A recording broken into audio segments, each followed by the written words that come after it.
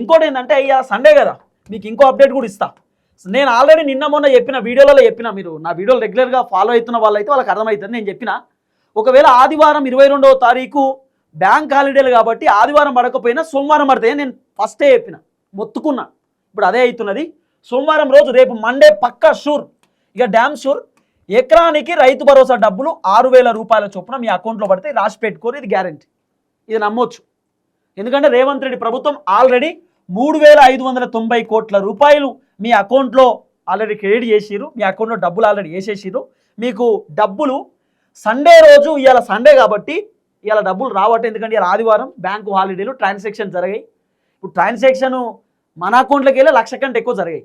మరి ఇది 1,000 కోట్ల రూపాయలకు సంబంధించినటువంటి వ్యవహారం కదా, కాబట్టి బ్యాంక్ హాలిడే కాబట్టి ట్రాన్సాక్షన్ జరుగుతలేవు. కానీ ఆల్రెడీ అకౌంట్లో వేసిరు పైసలు, మీ అకౌంట్లో పైసలు వేసి అవి ప్రాసెసింగ్లో ఉన్నాయి. రేపు మీ అకౌంట్లో పడితే, అది రేపు కూడా కాదు, సండే కదా, ఇవాళ సండే కదా, రాత్రి 12 గంటల తర్వాత పడతాయట. ఎందుకు రాత్రి 12 గంటల తర్వాత అంటే, సండే రోజు రాత్రి 12 దాటిందంటే ఇక రేపు అన్నట్టే, 12 దాటిందంటే రేపు అన్నట్టే. రేపు డబ్బులు పడితే అర్ధరాత్రి 12 గంటల తర్వాత మీ అకౌంట్ చెక్ చేసుకోండి, మీ డబ్బులు పడేటటువంటి అవకాశాలు ఉన్నాయి. అంటే సుమారు 1,000 కోట్ల రూపాయలు అర్ధరాత్రి తర్వాత 12 గంటల తర్వాత పడతాయట. మళ్ళీ ఒక 1,000 కోట్ల రూపాయలు పొద్దుగాల 6-7 గంటలకు పడతాయట. మళ్ళీ ఒక 1,000 కోట్ల రూపాయలు 9 నుండి 10 గంటలకు పడతాయట. ఇది రేవంత్ రెడ్డి ప్రభుత్వం చెప్తున్నమాట. ఈ మిగతా ఏదైతే 590 కోట్ల రూపాయలు ఉన్నాయో ఇవి మళ్ళా 12 గంటలకు 1 గంటలకు రేపు మధ్యాహ్నం పడేటటువంటి అవకాశాలు ఉన్నాయి. అంటే సుమారు షెడ్యూల్ చేసి పెట్టిరట, మీ అకౌంట్లో పడడానికి సిద్ధంగా ఉన్నాయి. సుమారు 70 లక్షల మందికి రైతు భరోసా డబ్బులు ఇవ్వడానికి రెడీగా ఉన్నారు.